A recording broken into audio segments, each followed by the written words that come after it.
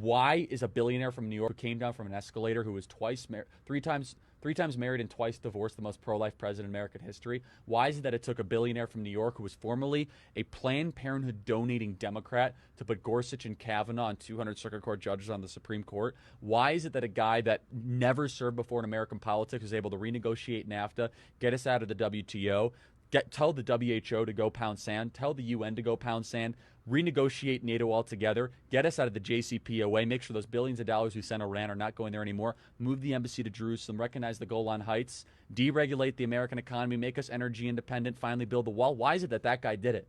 It's because every single other person that preceded him besides President Reagan was part of the problem.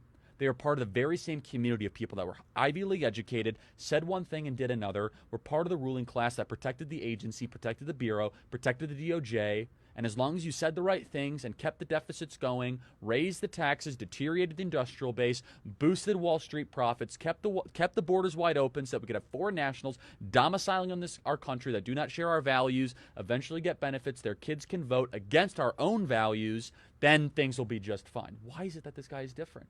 It's because unlike any other president, he could have been in the ruling class. He said no thanks. He had enough money to be in the ruling class. He's got more money than James Comey, Andrew McCabe, Peter Strzok, Smirk, his lover Lisa Page, and the person who probably published his book combined and multiplied times 100. He's the only president in modern history to have his own plane and actually go to probably a smaller plane when he becomes president of the United States. He's one of the only presidents that was a best-selling author, #1 TV show on The Apprentice, NBC, literally was in every single rap song, was glamorized. President Barack Obama said the American dream is to be what? Is to be Donald Trump. That's what he said the American dream was. Why is it that this guy's all of a sudden the populist hero? He's supposed to be part of the ruling class. It's because he's a defector from it. It's because he was in the dinners, he was in the cocktail parties, he heard the language, he heard the contempt that the ruling class, the Wall Street financiers, the Washington, D.C. lobbyists, and the Silicon Valley elites that he had to be around. He knew the contempt that they had for the plumber, electrician, the carpenter, the bricklayer, and the person building the very same building that he was financing. So he took the woman rink mentality, the philosophy that built that woman rink quicker and better than anyone could have imagined, despite the New York City bureaucracy and the municipal burdensome rules. And he said, I'm going to bring this to Washington, D.C., and I'm actually going to do something that a politician has never done before. I'm going to tell you the truth, no matter how brutal and honest it is. I'm going to do what I say I'm going to do. From the time he went down the escalator, he was the only person running for office that talked about China immigration, the two issues that are most affecting our country now. How was this possible? Because he listened to the very people the ruling class hated. He would walk a job site and he would ask him, what's on your mind? He says, man, I'm really worried that we're getting taken over by China. I'm really worried that we're getting too many people in this country. I'm worried I can't pay for health care. He internalized it. That's what a populist is. It's someone who listens to the people. So what makes President Trump different? This is a president who didn't need his job. He's the only president in American history who's going to be poorer after becoming president than before. He's not going to sign a book deal big enough to possibly make up for the gains. His son, investigated by every single authority imaginable, from Bob Mueller to the House Intelligence Committee to Adam Schiff to the Federal Bureau of Investigation, after being set up for that very same meeting. His businesses audited and currently under criminal investigation by the New York Attorney General for no reason and no grounding further. His other son, Eric Trump, his charity gets shut down for self-dealing despite no evidence at all. He just wants to give treatment to cancer kids, St. Jude's Hospital.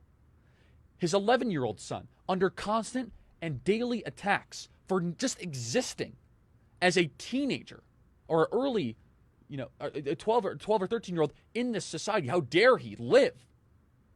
He's the only person that will be more damaged materially, philosophically, and morally. Every other president ends up better on the back end.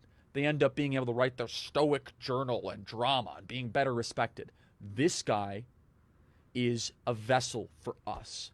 A vessel for those of us that have nothing but resentment for the kingdom of Washington, D.C. The type of people that think everything is just perfectly fine because we just built a Hermes. Hermes is now in Reston, Virginia. Don't you know? Louis Vuitton's in Fairfax County, everybody. Things are great. Didn't you know that we literally have Dolce & Gabbana now in Georgetown? Things must be wonderful.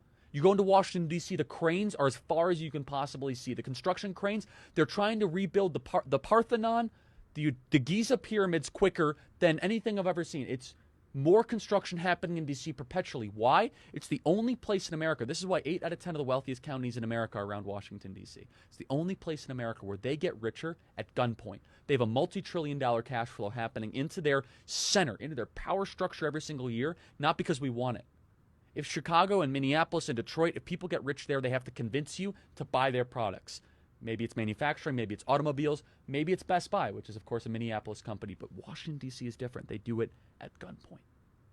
This is why Trump is different, and that's why I wrote the book.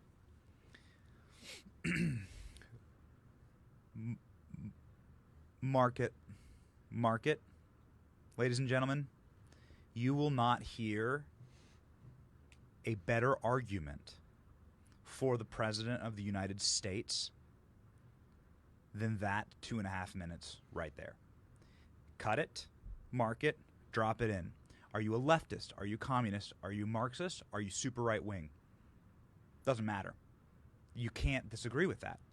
That is the best argument you will ever hear, condensed, distilled like a proof alcohol into why Charlie Kirk believes in this president.